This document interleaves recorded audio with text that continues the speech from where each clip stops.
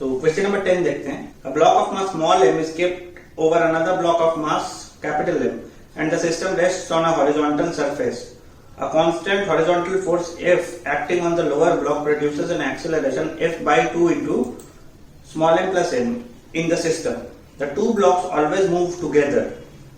Find the coefficient of kinetic friction between the higher block and the horizontal surface. Point number B, find the frictional force acting on the smaller block. ठीक है. And point number 3, find the work done by the force of friction on the smaller block by the bigger block during the displacement d of the system. ऐसा माना जा रहा है कि एक block है, उसके ऊपर में एक छोटा ब्लॉक रखा गया है. जो छोटा ब्लॉक है उसका मास स्मॉल m है, बड़े ब्लॉक का मास कैपिटल M है. अब इस पे एक फोर्स लगा दिया गया. जैसे ही इस ब्लॉक पे एक फोर्स लगाए, F फोर्स सपोज कंसीडर करते हैं, तो ये पूरा सिस्टम एक एक्सीलरेशन के साथ में मूव करने लगा है. वो एक्सीलरेशन कितना गिवन है? वो एक्सीलरेशन क्वेश्चन में गिवन है F by 2 into m plus m.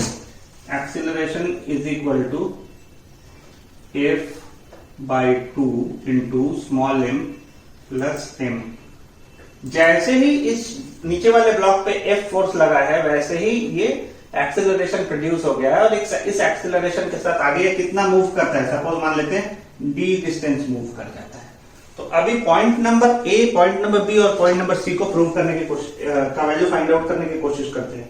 Point number A में coefficient of kinetic friction between the bigger block and the horizontal surface यहां पूछा है. पॉइंट नंबर B और C को पहले कर लेते हैं क्योंकि इजी, उसके बाद ये पे हम लोग फोकस करेंगे. B पार्ट को देखिए, अगर आंसर करना शुरू करें तो B पार्ट में पूछा जा रहा है यहाँ पे find the frictional force acting on the smaller block. अभी फ्रिक्शनल फोर्स स्मॉलर ब्लॉक पे कितना एक्ट करेगा, इसको समझने के लिए समझना होगा. यहां अगर ये ब्लॉक इस तरफ में जा रहा है तो हो सकता है इधर में फ्रिक्शनल फोर्स काम करेगा. ऐसे कंसीडर कर लेते हैं, ये वैल्यू है F.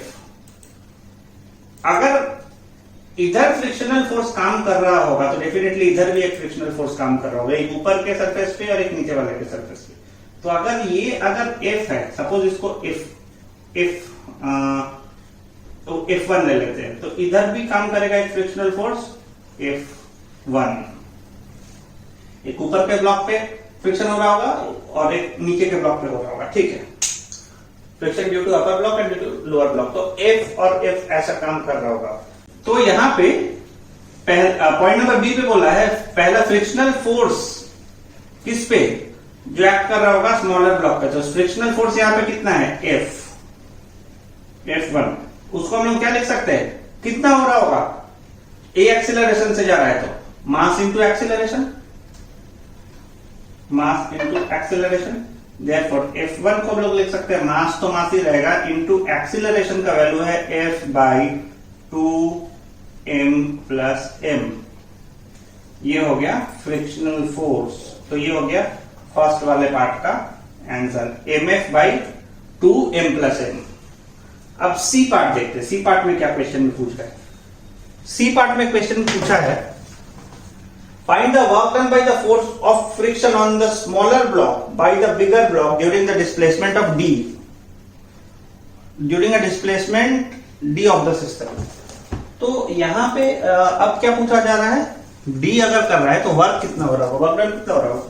Work done is equal to force into displacement होता है F इंटू S. तो फोर्स यहां पे कितना मिला? m into F divided by 2m plus m. ये इंटू डिस्प्लेसमेंट कितना है? d. देयरफॉर वर्क का वैल्यू यहां पे आ जाएगा m F d divided by 2m plus capital M. ये हो जाएगा वर्क डन का वैल्यू. तो ये तो समझ में आ गया, MFD divided by 2m plus capital M. यहां तक समझ में आ गया. अब आते हैं पॉइंट नंबर A पे. पॉइंट नंबर A को सॉल्व करने के लिए दो चीज समझना बहुत जरूरी है. यहां पे फ्रिक्शन हो रहा होगा, अगर ये ब्लॉक इस ब्लॉक पे फोर्स लगा है और ये ब्लॉक अगर ऐसे मूव कर रहा होगा तो यहां पे पूछा गया है कोएफिशिएंट ऑफ फ्रिक्शन का वैल्यू. तो अगर ये ब्लॉक सरफेस के साथ में ऐसे मूव करता है, अगर ये ब्लॉक सरफेस के साथ में ऐसा मूव करता है तो डेफिनेटली यहां पे फ्रिक्शन काम कर रहा होगा म्यू इंटू आर. तो अभी इसको हम लोग डायरेक्शन लिख सकते हैं, मतलब इस पे हो कैसे रहा है? नीचे वाले ब्लॉक पे अगर इसको पूरा सिस्टम पकड़ ले, इस पूरे को अगर एक सिस्टम पकड़ ले तो हम लोग मान सकते हैं ये है m प्लस m जो कि सरफेस पे रखा हुआ है, यानी इसका वेट प्लस इसका वेट, पूरे को एक सिस्टम पकड़ लेते हैं। तो नीचे काम कर रहा होगा m प्लस m g, ऊपर काम कर रहा है normal reaction suppose r, force लगा है इस डायरेक्शन में F और इस डायरेक्शन में काम कर रहा है फ्रिक्शनल फोर्स म्यू r। तो अगर यहां पे हम लोगों को फाइंड आउट करने के लिए बोला जाए तो यहां से सीधा समझ में आता है F एक्सीलरेशन का डायरेक्शन पता है ये है, एक्सीलरेशन का डायरेक्शन ये है। तो इसको अगर हम लोग लिखेंगे तो एक्सीलरेशन के डायरेक्शन में जो भी होता है उसको पॉजिटिव इक्वेशन फॉर्म करने के टाइम पे लिखते हैं, उसके अगेंस्ट में जो भी होता है तो नेगेटिव। यहाँ एक्सीलरेशन के डायरेक्शन में फोर्स है, एरो इधर भी एरो इधर है, इधर भी एरो इधर है, तो इसको पॉजिटिव लेंगे फोर्स को। एक्सीलरेशन के अगेंस्ट डायरेक्शन में इधर एरो है म्यू आर, तो F minus mu r is equal to mass कितना है m plus m into acceleration. Acceleration कितना है इसमें F divided by 2m plus m, ये होगा। एक्चुअली ये होता है F minus mu r is equal to mass into acceleration. अब मास का वैल्यू पता है m प्लस m इसके केस में होगा क्योंकि दोनों का वेट, और एक्सीलरेशन का वैल्यू यहाँ पे पता है तो इससे इसको पुट किया गया, तो ऐसे है। अब हम लोग लिख सकते हैं F यहां में m प्लस m और यहाँ पे m प्लस m कैंसिल हो जा रहा है, तो F minus mu r is equal to F by 2। अब ये F बाई 2 को इधर लेके आते हैं, म्यू आर को उधर लेके जाते हैं, तो F minus F by 2 is equal to mu r.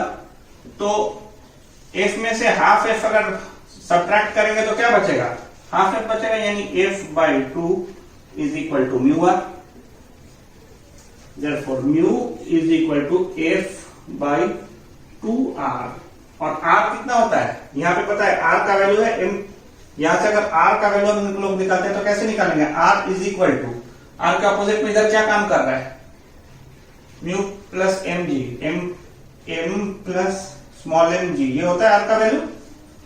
तो यहां पे हम लोग लिख सकते हैं is equal to f divided by 2, r की जगह पे हम लोग लिखेंगे small m plus capital M into g, तो ये आएगा म्यू का वैल्यू। तो ये हो गया आंसर।